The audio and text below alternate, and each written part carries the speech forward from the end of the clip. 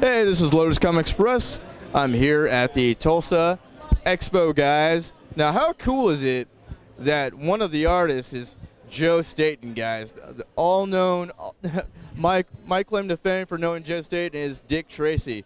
I grew up actually reading Dick Tracy and like all of that stuff. And how did you actually initially get started?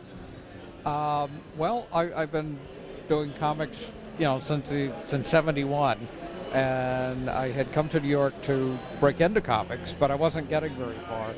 But I eventually took my samples to a little publisher called Charlton in Connecticut, and got some work. And I've been working steadily in comics for one company or another since then. Wow. And how long has it been since, all in all, like the entire time that you've done comic books? How many years have you actually been in the business?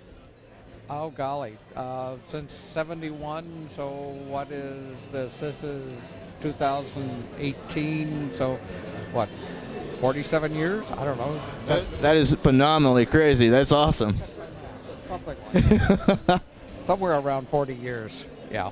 Now, did you, growing up, doing the comic books that you have, did you have an influence? Did you read something that just really impacted you to go towards the direction of comic books? Well, I always wanted to draw comics. Yeah.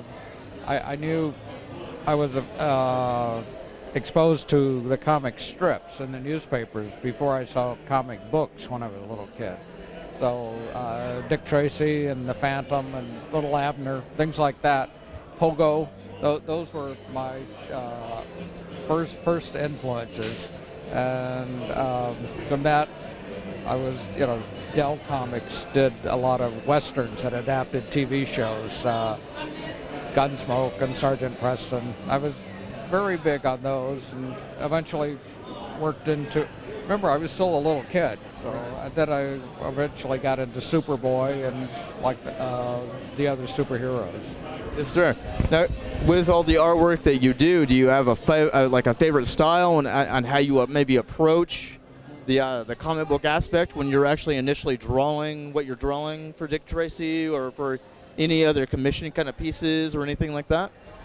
Well, I have several styles that I work in, and I think I'm most comfortable in the animated style, the like Batman animated series, and I bring a lot of that approach to Dick Tracy, and I always thought Dick Tracy would be perfect as an animated strip, animated show. So it all kind of comes together in there.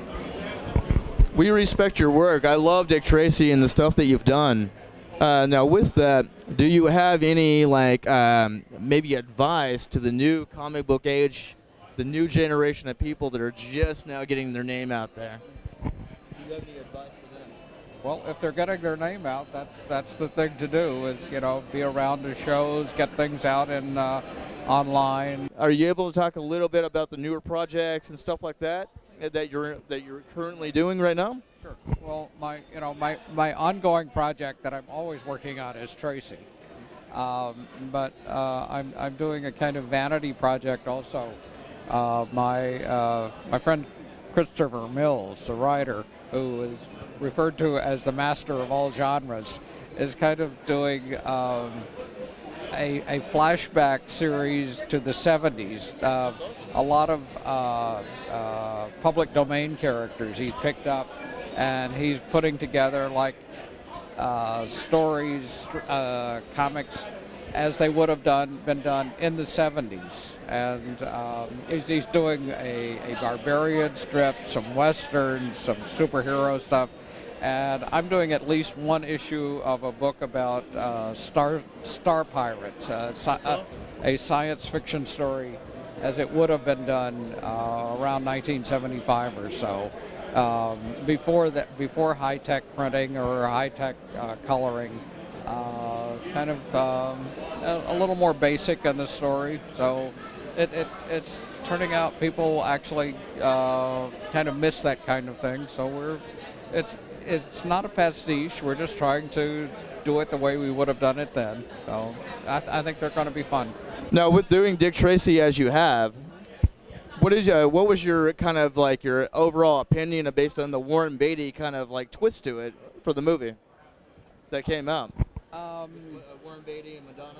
Oh yeah, well it was interesting. I would have done it differently, but I perfectly approved of what they did. So and I really liked how they handled all the villains. Got all the villains into the story, Flat Top and Mumbles and the whole bunch. So yeah, I think those are fun. Those were fun. Yes, yeah. sir. Now with that. With all the new projects that you're doing, for the people that don't know you at home, they're just now getting to know your work. Where can people go to actually see your work? Do you have a website? Is there a place that they can go to help support what you're doing? Well, to see Dick Tracy, GoComics.com puts the strip up every day, and they have an archive of everything we've done. So that's a good place to start. And I have a website, JoeStaton.com, which has art from various things I've done for the last 40 years. So they can check it out. And I'm on Facebook. You can always see my stuff there. We do have one follow-up question for you.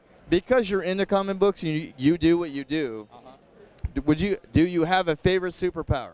My favorite superpower? I think I would be happiest with teleportation. I'd be pretty happy with that too. I could do most anything if I could teleport. Yes, sir. Yes, Yep. sir. Well, thank you so much. Appreciate it. Come check out Mr. Staton on LotusComics.com. We'll have his interview up and running here pretty quick. Guys, come check out Tulsa Comic Expo, guys. The expo's amazing and has been amazing this weekend in Tulsa. So go check those guys out as well. And otherwise, we'll see you here next time on Lotus Comics Press, LotusComics.com. Thank you so much. Thank you. Bye-bye.